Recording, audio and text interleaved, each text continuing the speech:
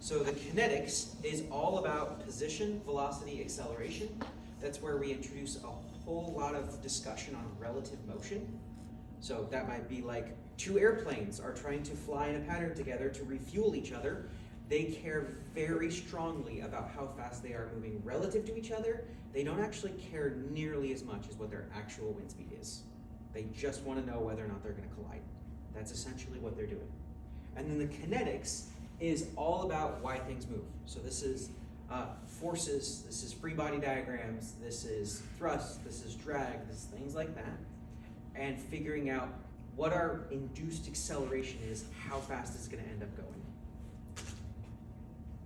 All right, in kinematics, we have tons of coordinates. This is where you guys get Cartesian, normal tangent coordinates, cylindrical coordinates, things like that. But in the pure kinematics, or pure kinetics, excuse me, this is where we get three different methods of solving things. So in kinetics, this is our y. We have sum of forces is equal to mass times acceleration. This is what I think of in terms of like pure kinetics. We have work energy methods.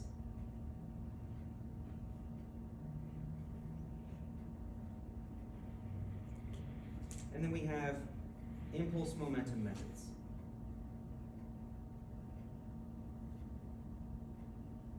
Now, the magic thing that comes in dynamics that everybody seems to like gloss over or totally forget is that all of work energy methods and all of impulse momentum methods are basically just integrations of Newton's laws with respect to time or position. And that gives you a good hint as to why you would care about them and what you would use them for. So let's look in this first one. I'm going to draw with a different color so we kind of highlight what we're talking about. So what do we have in here? We have the mass of an object. We have all of our forces on it. So as soon as you see all those forces, you're immediately thinking free body diagram, right? Perfect, because that's exactly what you need to do. And we need to find out what our acceleration is. Okay, so we have relationships, and I'm going to say forces, accelerations, and we're going to relate those two. So if at any point in time you're dealing with a type of problem that has a bunch of forces on it, and you have a thrust, and let's say you're launching something into space, you really care about the acceleration, and you find that out from the forces. Okay? Based on your understanding of some physics, you can go back and you remember that I have acceleration, I have velocity, and I have position that's given as an S, and I can relate those with calculus, right? The answer is yes. Do you guys remember this? Great. So that's just an integral or a derivative, particularly with respect to time.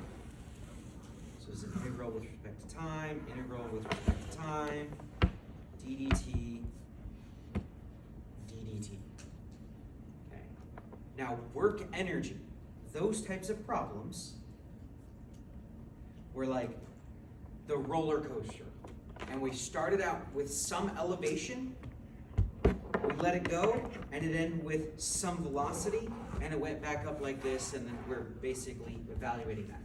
So that's where we evaluate work, that's where we evaluate energy, that's where we evaluate velocity, and really, we're gonna have mass in there as well, because mass is pretty hard to avoid.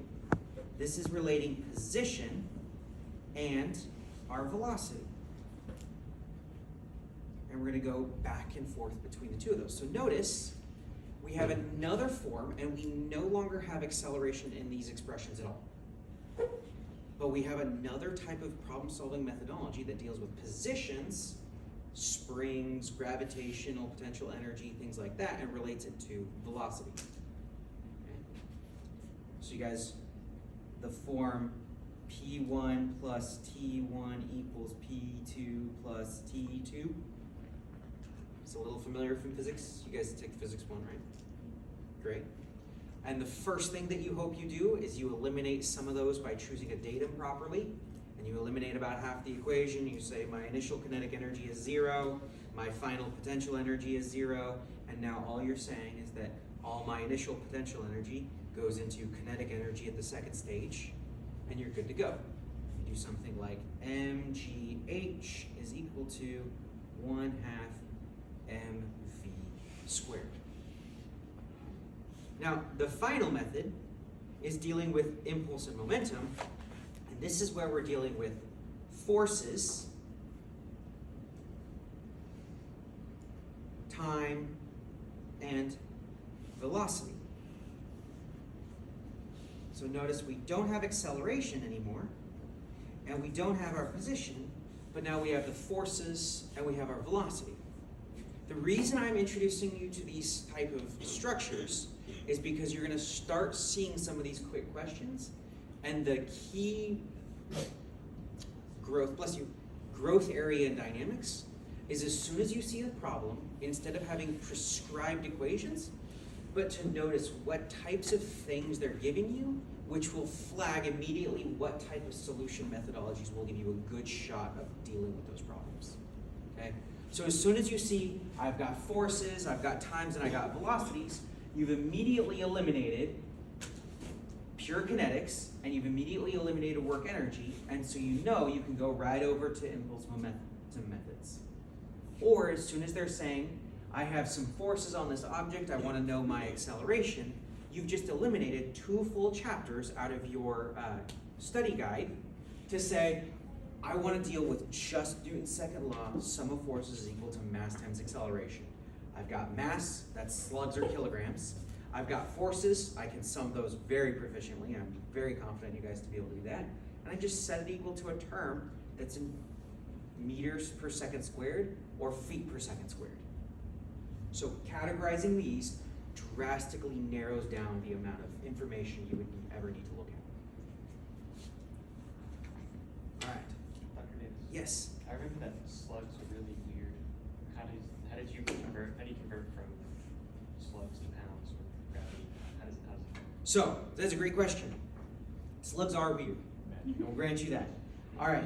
So in metric, life is good. We have sum of forces, mass times acceleration. Our fundamental units are kilograms, seconds, meters, and our newtons are basically just a nice amalgamation of seconds, meters, and kilograms. And so we can actually go back and derive that. So what is our unit of mass? Kilograms. What are our units of acceleration? Meters per second squared. And at this point in time, that has to equal newtons. So a newton is a kilogram meter second squared. Okay? The newton is the derived unit in the SI system. Whereas we get English systems, which are the force is equal to mass times acceleration. Here we have pounds. Here we have feet per second squared, and so we need some sort of unholy abomination that multiplies feet per second squared and gets us to pounds, okay? Now, key thing in dynamics, pound mass is not a thing, okay? Just please pretend it's not a thing in dynamics, because pound mass incorporated into Newton's second law will give you something very, very wrong, okay? Because using pound mass implies an implicit conversion factor, G sub C, which is 1 in the SI system, and you will make your life easier if you just use slugs and get rid of those completely. Okay? Now, to get to the short answer, to get to a slug, this is equal to your weight in pounds divided by 32.2. So I am a 200-pound person. The number of slugs, or my mass in slugs, is 200 divided by 32.2. And if you were to do Newton's second law explanations and math on me, you should convert that to slugs to be able to put that right into your mass. Because if you multiply slugs times feet per second squared, you will result in force in pounds. And that's just the gravitational. Yep, that is the exact same thing as the gravitational constant. certain references will like make that slightly more precise by calling it 32.174. It's 32.2. Close enough to get you all of those multiple choice questions. Thank you. Yeah, absolutely. And if they ask a really specific thing about, in the FE exam, about gravitational constants, 32.174, the exact conversion factors, none of the electrical, mechanical, or any other types of engineers are going to get it anyway, so you're good. Okay, nobody's going to get it. All right, does the overall framework make a little bit more sense now? Questions before we start getting into problems, a little bit of nitty-gritty? Cool, I want to hit friction, and then I want to do some larger problems that we can solve piecemeal-wise using a bunch of different little dynamics problems. All right.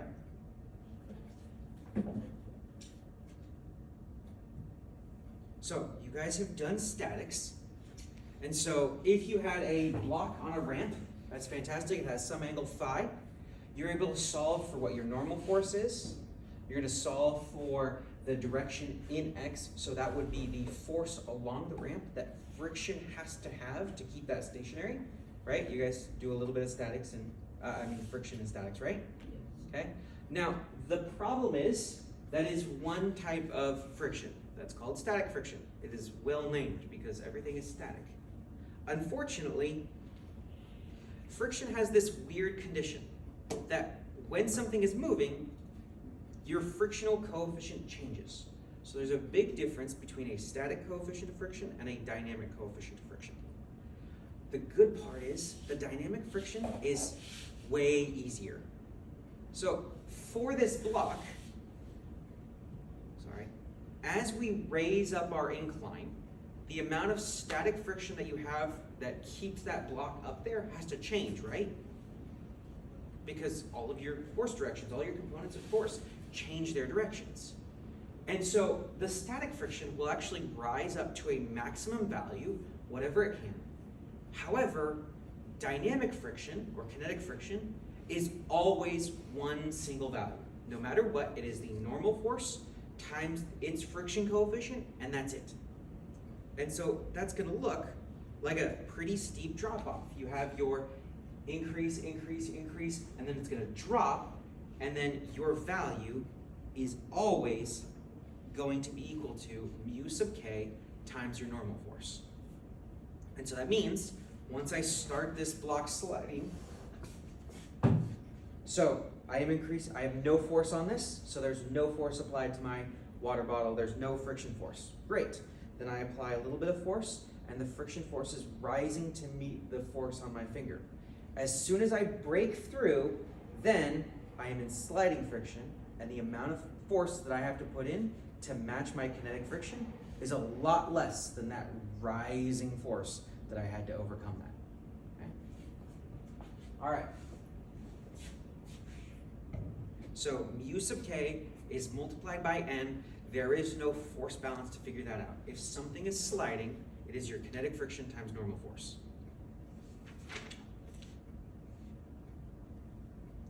All right, so we can do a dynamics problem. All right. A boy pulls a sled with a mass of 35 kilograms. Yay, we're in SI units. Okay? Horizontally over a surface.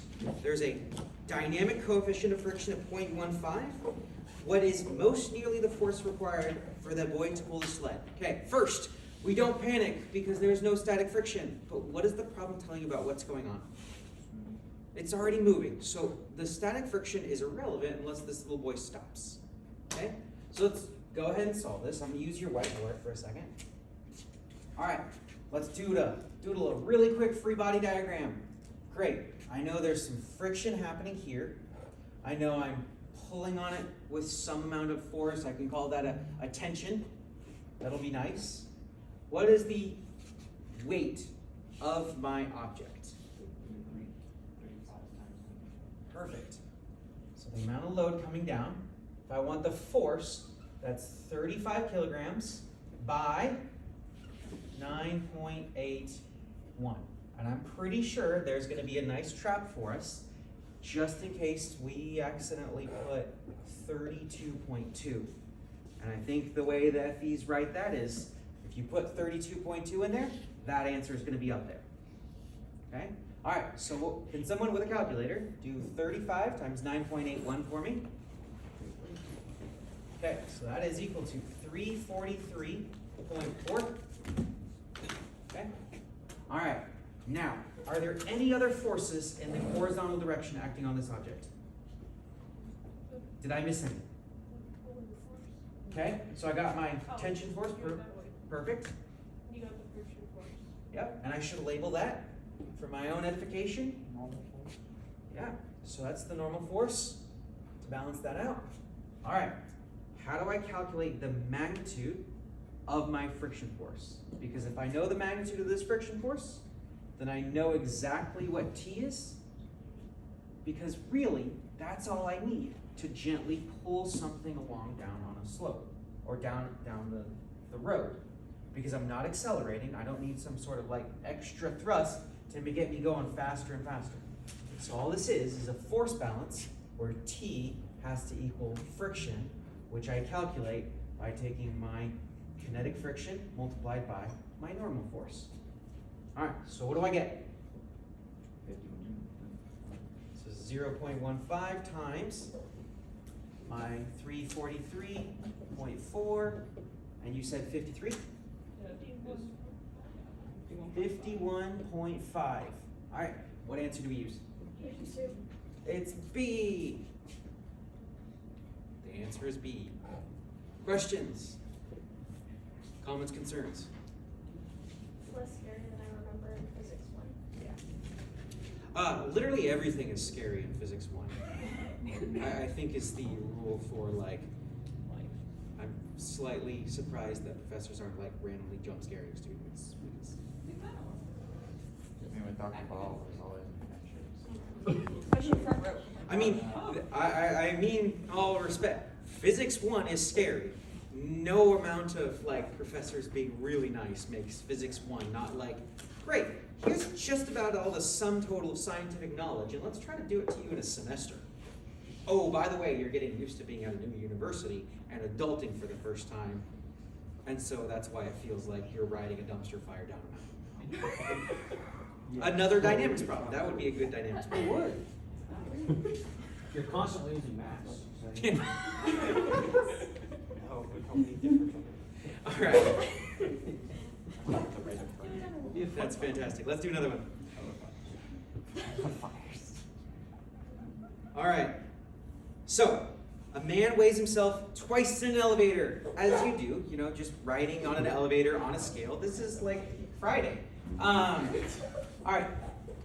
So, when the elevator is rest, he weighs 713 newtons. Great, we're in SI units again. Okay. Then, the elevator starts moving upward, and he weighs 816. What is most nearly the man's actual mass? Okay, so note, if they said, what is the actual weight of the person, you'd be done already.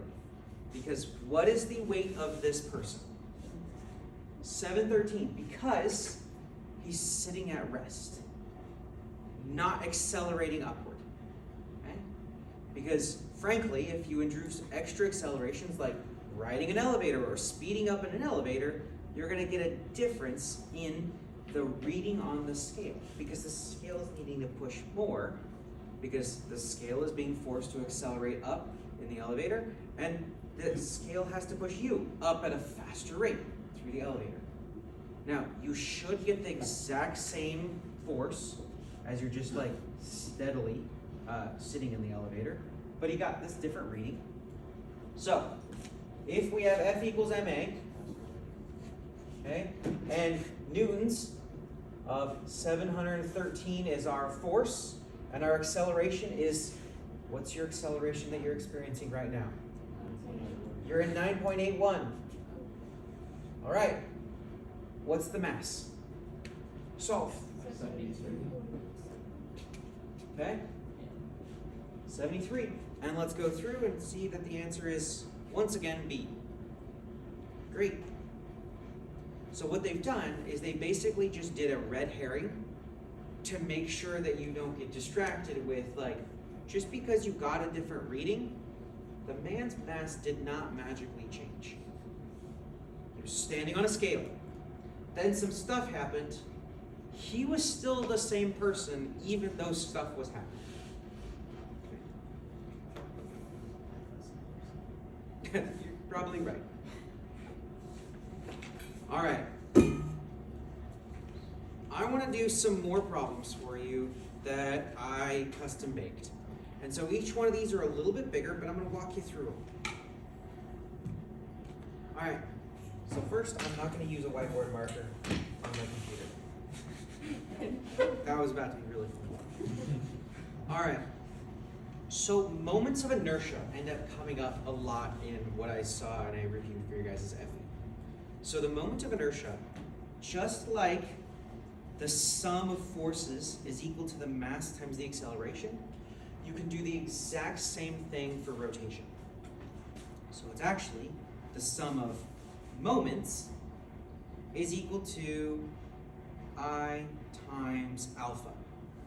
Okay, so now we have our rotational systems, and now we have a moment of inertia, and we have induced moments. Okay. So you guys remember my over I?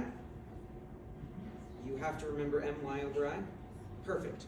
Okay, that's the same moment of inertia, but now we're trying to figure out how fast we can get things spinning. Because in engineering, you have like the moment of inertia of an airplane, and now you want to like, great, let's make it spin. Unfortunately, you guys don't get the pleasure of like, we have an I-beam, let's make it spin. That'd be really exciting and really bad for a whole lot of people below the I-beam. Okay. Make it a circular Yeah. I-beam? Just not spheres. Isn't that just like a rod? That's what you said. Okay. All right. So let's look at the units so that we can get a little bit of a framework on this. Yeah. Is this still area moment of inertia? This is mass moment of inertia. Oh. Okay. So what we have is we have, say, foot-pounds. We have kilograms, and I'm going to leave a void for now because I want us to be able to get that on our own. So let's leave that one. And our angular acceleration. Why are we in pounds, kilograms, and different units? Because unhappiness. Yeah, let's stick with one. Okay.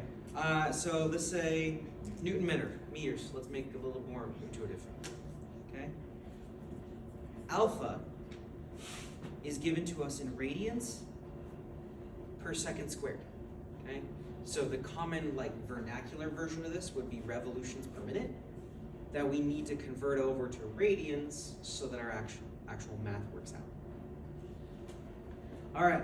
So for our SI units, we end with kilograms meters squared because we need to end up with Newton times meters on the left-hand side.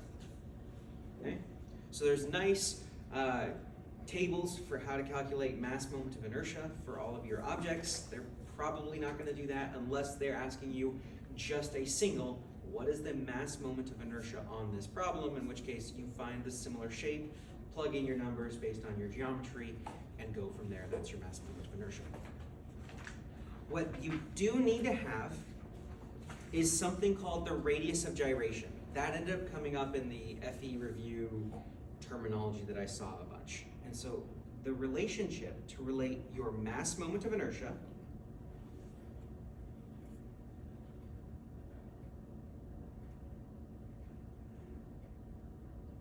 to something called radius of gyration, which is, I'm going to call it R sub g, because your FE prep book called it lowercase r, and there's no way that could not be confusing. So I gave it extra letters. Radius of gyration, so it got a subscript g. That's squared, and you're multiplying by the mass. So anytime the textbook gives you a bit of information on, here's your radius of gyration, figure out what this thing's angular momentum is, or here's your radius of gyration, how fast do we need to accelerate this? The first thing you're gonna need to do is you're gonna need to convert to your mass moment of inertia, because that's what's used in Newton's laws. And you need the mass to do that. All right, so let's solve the problem. I'm gonna say that I have a 50 kilogram cylinder.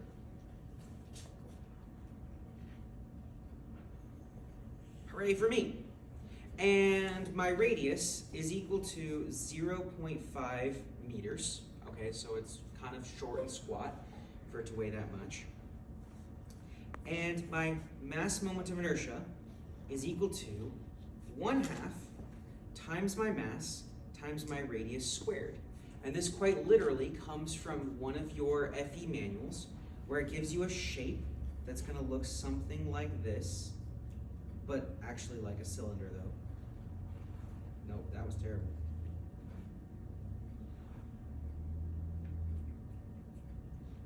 There we go. So here's R. They're gonna say mass is equal to whatever, and they're gonna have a couple shapes. They're gonna have a block, they're gonna have an I-beam, they're gonna have a cylinder, they're gonna have other random shapes that we might need. And the equation is going to be 1/2 mr squared. Do the civil engineering students like formulated tables as much as the mechanical engineering students, and like nobody wants to integrate ever again, you just want the table? Yeah, okay, so if all students are the same, perfect. There's a nice unifying principle. What we have is we can find our radius of gyration and our moment of inertia. So let's plug that in. So I for us is equal to 1/2 times my mass in 50 kilograms. I do a quick sanity check and I make sure mass is actually kilograms, right? Okay. So this is kilograms, and I'm multiplying by my radius, 0.5 squared.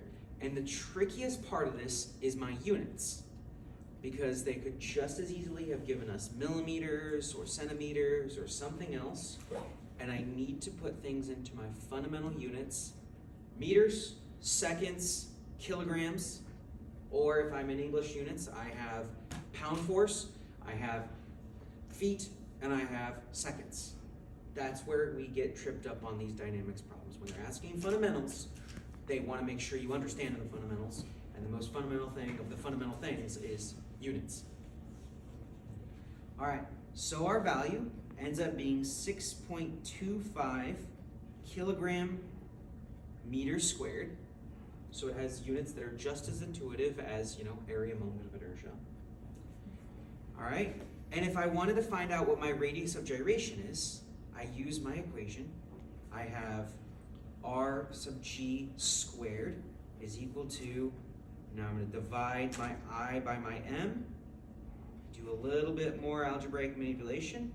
I have R sub g is equal to the square root of I over M, and right from the start I know I can eliminate any of my multiple choice questions that have negative numbers, because that doesn't make any physical sense. Area moments of inertia, mass moments of inertia, they still need to be positive. Okay? And I get a value of 0.353 meters. And this is why things like your radius of gyration show up in terms of non-dimensionalizing buckling, because it's given to you in terms of a distance from its centroid instead of its mass and its distance. Okay? So you guys, I'm pretty sure have seen buckling in structures. Cool. All right. Okay, so that's the first question it would ask. Many of the questions are like, what's the radius of gyration because you had this mass moment of inertia? Okay? I'm not entirely sure why they fixated on that one. That one is just a conversion. Okay, let's do something a little bit more fun. I want to now spin this at 35,000 RPM. Let's say it's an energy storage flywheel. That makes things more exciting when they're spinning really fast. All right. So, what is its energy? So, we go back to our fundamental energy equations.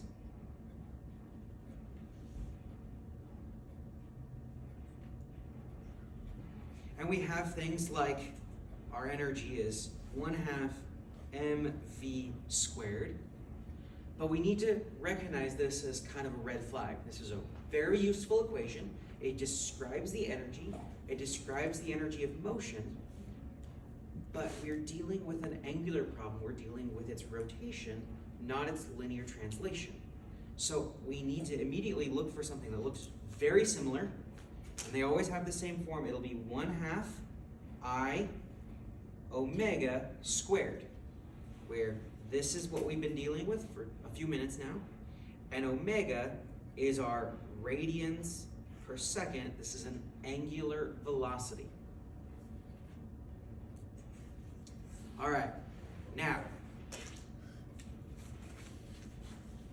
we have the ability to break this big problem down into a bunch of little problems.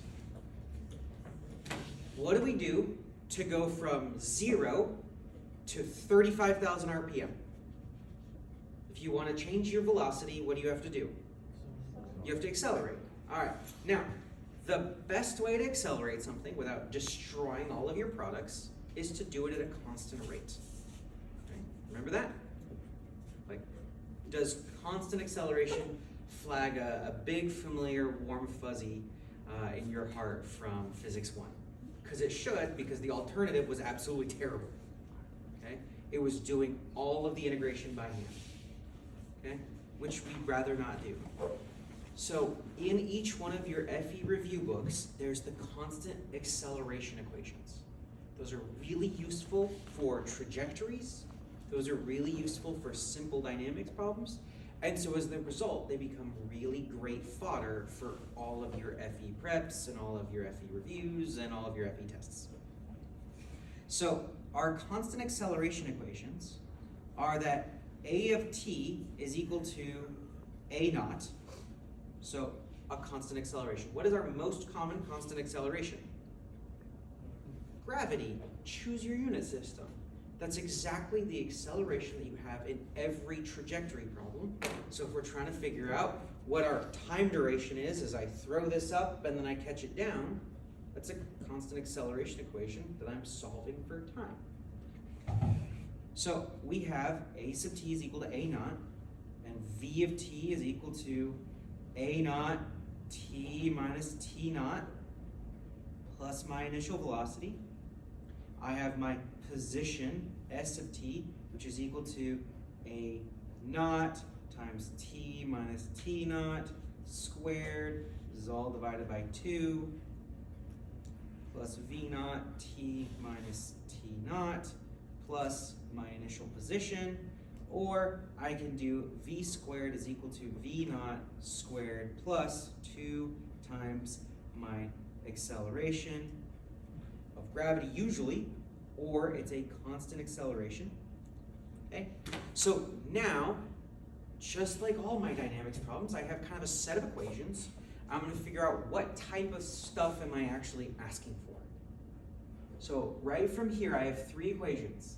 If I want to relate time, velocity, and acceleration, I'm going to use my first one. If I want position, acceleration, velocity, and time, I'm using my second one. And then I've actually eliminated time. So if at any point in time you're asked a question like, I have this acceleration, I want to know this velocity, when did it get there? Displacement is actually used in the third one. So the quintessential example of that is like you have a dragster that's sitting at the starting line, it has a constant acceleration, and it says, great, when it finally gets to the end, it got this speed. How far did it make it? And you use that one. You have your initial velocity, which is 0, your final velocity, which is given, your starting and your ending velocity, your ending positions, and you're able to say that your starting position is 0. So you know how far it made it. Okay. The same type of thing happens for angular everything. So this is omega, this is our angular velocity. This is alpha, not, do you guys end at 45? No, 35. 40. Or All right, 5 minutes. Awesome. All right, we have alpha naught, t minus t naught squared divided by 2 plus v naught t minus t naught plus, oh, I'm sorry. Indexing error. Omega t is equal to alpha naught t minus t naught plus omega naught. I have theta, which is my angular position. That's just a degrees or radians. Is equal to alpha naught t minus t naught squared, all divided by 2 plus omega naught t minus t naught plus theta naught, and then I can do the same thing where I'm relating my displacement to alpha naught theta minus theta naught. Notice the similarities between the two of those. So what they're going to be tempted to do is they're going to give you things like your constant acceleration equations, and they're going to try to throw you a loop to make it look like angular acceleration and linear acceleration don't do the exact same things with the exact same equations.